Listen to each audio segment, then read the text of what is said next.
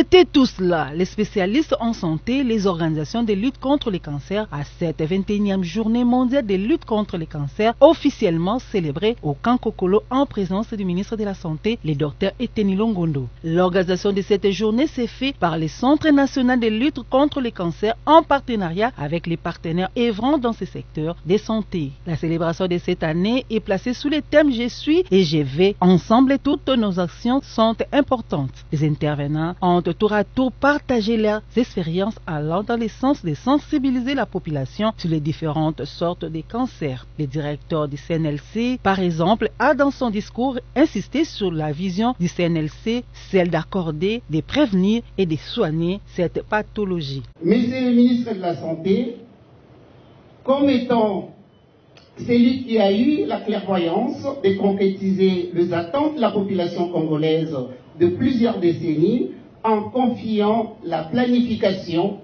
l'organisation et la régulation de la lutte contre le cancer au CNLC. Le Dr Soulou, l'un des spécialistes de lutte contre le cancer, a prodigué quelques conseils sur les cancers du col de l'utérus et du sein. 80%, on peut guérir du cancer dans 80% de cas. Mais il faut alors pour cela